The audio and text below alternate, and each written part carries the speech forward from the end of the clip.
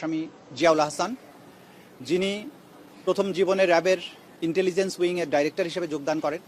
পরবর্তীতে তিনি র্যাবের এডিজি অফিস হিসাবে দায়িত্ব পালন করেছেন। পরবর্তীতে ন্যাশনাল টেলিকমিউনিকেশন মনিটরিং সেন্টার এনটিএমসিতে দায়িত্ব পালন করেছেন। বাংলাদেশে গুম এবং বিচার বহির্ভূত হত্যাকাণ্ডের যে কালচার শুরু হয়েছিল 2009 সালের পর থেকে, সেই গুম এবং বিচার বহির্ভূত হত্যাকাণ্ডের ব্যাপারে আমাদের আন্তর্জাতিক অপরাধ ট্রাইব্যুনালের যে তদন্ত সংস্থার প্রাপ্ত তথ্য মতে, গুম কমিশনের প্রাপ্ত তথ্য মতে, বাংলাদেশে গুমের ব্যাপারে মহাকাব্যিক অবদান যার, তিনি হচ্ছেন আসামি জিয়াউল আহসান, যিনি এককভাবে এখন পর্যন্ত প্রাপ্ত তথ্য অনুযায়ী 500-এরও বেশি মানুষকে গুমপূর্বক হত্যাকাণ্ডের তথ্য ইতিমধ্যেই তদন্ত সংস্থার কাছে আছে। আরও তার বিরুদ্ধে নানান প্রমাণ প্রতিনিয়ত আসছে, যেটার ব্যাপারে তদন্ত চলমান আছে। আজকে আমরা তিনটি অভিযোগে তার বিরুদ্ধে ফর্মাল চার্জ দাখিল করেছি। এই তিনটি অভিযোগের মধ্যে 100-এরও বেশি মানুষকে গুমপূর্বক হত্যা করা এবং তাদের হত্যা করার পর তাদের লাশকে পেট ফেরে নাড়ি ভুড়ি বের করে দিয়ে সেগুলোর সাথে সিমেন্টের ব্লক, সিমেন্টের বস্তা বেঁধে কখনো বরগুনা থেকে বলেশ্বর নদীতে সুন্দরবনে, কখনো শীতলক্ষায়, কখনো বুড়িগঙ্গায় এবং কখনো রাস্তার ধারে ব্রিজের থেকে ফেলে দেওয়ার অভিযোগগুলো সেগুলো আমরা আজকে দাখিল করেছি। আমরা এখানে মূলত তিনটি অভিযোগের বিচার প্রার্থনা করেছি। বাকিগুলোর ব্যাপারে বলেছি যে সেগুলোর ব্যাপারে এত বিস্তৃত তথ্য যে সেগুলোর তদন্ত এখনও শেষ হয়নি বলে আমরা সেই ব্যাপারগুলোতে আলাদাভাবে তদন্ত রিপোর্ট দাখিল করার ব্যাপারে আমাদের তদন্ত সংস্থা প্রস্তুতি নিচ্ছেন।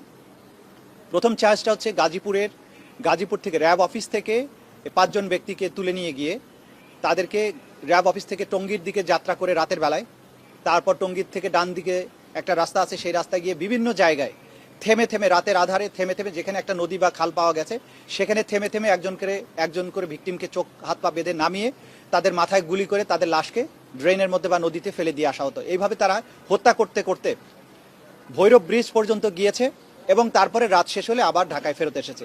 এই অভিযানে মোট 3 জনের ব্যাপারে আমরা অকাট্য প্রমাণ পেয়েছি। বাকিগুলোর ব্যাপারে আমরা জানতে পেরেছি, কিন্তু সেগুলোর আইডেন্টিফিকেশন পরিপূর্ণভাবে সম্পন্ন না হয় সেগুলোর ব্যাপারে আমরা বলিনি। যে 3 জনের লাশকে পাওয়া গিয়েছে, যেগুলোর ব্যাপারে তথ্য প্রমাণ অকাট্যভাবে পাওয়া গিয়েছে, তার জিয়াউল হাসানের ইনভলভমেন্টের তথ্যগুলো অকাট্যভাবে পাওয়া গিয়েছে, এই একটা চার্জ হিসেবে প্রথমে তার বিরুদ্ধে আমরা দাখিল করেছি।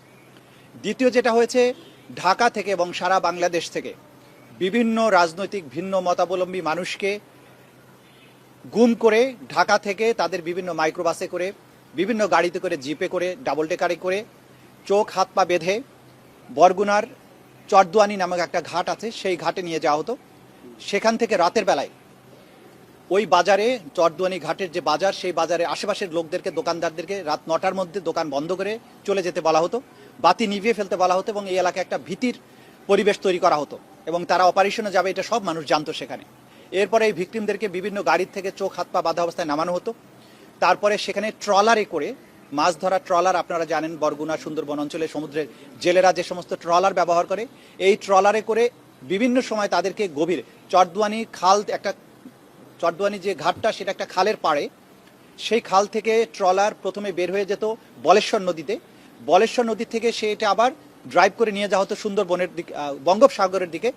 সাগরের মোহনায় গিয়ে এই অসহায় ভিকটিমদেরকে এক এক করে ওই ট্রলারের খোলের মধ্যে থেকে বের করে তাদেরকে ট্রলারের পাটাতনের পাশে নিয়ে এসে মাথায় বালিশ ঠেকিয়ে গুলি করে, মাথায় বা বুকে গুলি করে হত্যা করা হতো। হত্যা করার পরে কমান্ডো নাইফ দিয়ে তাদের পেটগুলোকে চিরে দেওয়া হতো। চিরে দেওয়ার পরে তাদেরকে পেটের সাথে এবং পায়ের সাথে সিমেন্টের ব্লক, সিমেন্টের বস্তা, ইট এগুলো বেঁধে দিয়ে ভিকটিমদেরকে সাগরে বা নদীতে ফেলে দেওয়া হতো, যাতে এটা লাশগুলো কখনো ভেসে না ওঠে। এভাবে এখানে 50 জনকে হত্যার ব্যাপারে আমরা চার্জ দাখিল করেছি। বাকি আরও 3 শতাধিক মানুষের এই একই পদ্ধতিতে একই জায়গা থেকে যে হত্যা করা হয়েছে সেগুলোর ব্যাপারে তথ্য আমাদের কাছে এসছে, কিন্তু বাকি সাক্ষ্য প্রমাণগুলো সংগ্রহ বা সেগুলোকে ফর্মালাইজ করার কাজটি চলমান আছে। তৃতীয়ত, কয়েকটি অপারেশন করেছিলেন বনদস্যুদের দমনের নামে। একটা অপারেশন নিশানখালী, অপারেশন কটকা, অপারেশন মরাভোলা। এই 3টি অপারেশনে ভিন্ন ভিন্ন সময়ে তারা সাংবাদিককে নিয়ে গেছে, হেলিকপ্টার নিয়ে গেছে দেখানোর জন্য যে আমরা অপারেশন চালিয়ে সুন্দরবনে বনদস্যু হত্যা করছি। কিন্তু এই অপারেশনগুলোর আড়ালে তারা বিভিন্ন সময়ে গুম করে রাখা মানুষদেরকে সাথে নিয়ে যেত। 2 জন বনদস্যু থাকতো, 8 জন হয়তো এরকম মানুষ যাদেরকে গুম করা হয়েছে তাদেরকে নিয়ে যাওয়া হতো ট্রলার করে। সাগরের মোহনার কাছে গিয়ে এই হতভাগ্য মানুষগুলোকে একই পদ্ধতিতে মাথায় বালিশ ঠেকিয়ে, বুকে বালিশ ঠেকিয়ে গুলি করে হত্যা করার পরে পেট ফেরে দিয়ে সিমেন্টের ব্লক ইট বেঁধে দিয়ে এদেরকে লাশগুলো ফেলে দেওয়া হতো, এগুলো কোনো ট্রেস পাওয়া যেত না। কিন্তু যে দু একজন বনদস্যুকে নেওয়া হতো সেগুলোকে সুন্দরবনে নিয়ে আগে থেকেই সাজিয়ে রাখা হতো মঞ্চ, একটা মাচা বানিয়ে রাখা হতো, সেখানে হাড়ি পাতিল রাখা হতো, চাল ডাল রাখা হতো, বোঝানোর জন্য যে জলদস্যুরা এখানে বসে বসে রান্নাবান্না করে খেয়েছে। এরপরে সেই জায়গায় আগের থেকে ধরে রাখা মানুষদেরকে গুলি করে হত্যা করতো এবং ইনডিসক্রিমিনেটলি ফায়ারিং করে একটা পরিবেশ তৈরি করতো যে এখানে ব্যাপক ক্রস ফায়ার চলছে। গোলাগুলি থেমে যাওয়ার পরে তাদের সেই নিয়ে যাওয়া সাংবাদিকদের বনের ভিতরে নিয়ে গিয়ে দেখানো হতো যে এইখানে অনেক মানুষ বনদস্যুরা তারা পড়ে আছে এবং তার পাশে কিছু অস্ত্র পড়ে আছে। এইভাবে নাটক করে মানুষকে যে হত্যা করা হয়েছে, সেই 3টি অপারেশনের মধ্যে যে লোকদেরকে হত্যা করা হয়েছে তাদের ব্যাপারে আমরা চার্জ দাখিল করেছি। আমরা যেটা বলার চেষ্টা করেছি যে গুম খুনের যে কালচার শুরু হয়েছিল শেখ হাসিনার আমলে, সেটা সরাসরি শেখ হাসিনার নির্দেশে পরবর্তীতে, এবং সেই কমান্ডটা আসতো তার নিরাপত্তা উপদেষ্টা তারিক আহমদ সিদ্দিকীর মাধ্যমে। এগুলো আমাদের স্পষ্টভাবে তদন্ত রিপোর্টে সাক্ষ্য প্রমাণে আমরা এগুলো পেয়েছি। কিন্তু এই সব কিছুর বাস্তবায়নের মাস্টার মাইন্ড বা মহানায়ক ছিল জিয়াউল হাসান, যে তার যে নিষ্ঠুরতা, তার যে হত্যাকাণ্ডের ধরন এবং হত্যাকাণ্ডের যে পরিমাণ, এটা বাংলাদেশে আর কারোর সাথে তুলনীয় নয়। বাংলাদেশের এই একটা এরকম বিভৎস নারকীয় হত্যাযজ্ঞ চালানোর ব্যাপারে তার যে এক্সপার্টিস, সেই জন্য জিয়াউল হাসানকে আলাদাভাবে একক আসামি হিসাবে তার বিরুদ্ধে আমরা ফর্মাল চার্জ দাখিল করেছি। আজকে আদালতে আমরা এই ফর্মাল চার্জ উপস্থাপন করেছি। ট্রাইব্যুনাল ফর্মাল চার্জ আমাদের বক্তব্য শোনার পরে ফর্মাল চার্জ দেখে আসামির বিরুদ্ধে অভিযোগ বিচারার্থে আমলে গ্রহণ করেছেন।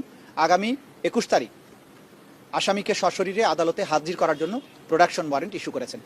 ওনাকে হাজির করার পরবর্তীতে আমাদের বিচারের যে আনুষ্ঠানিক যাত্রা সেটা শুরু হয়ে যাবে ইনশাআল্লাহ।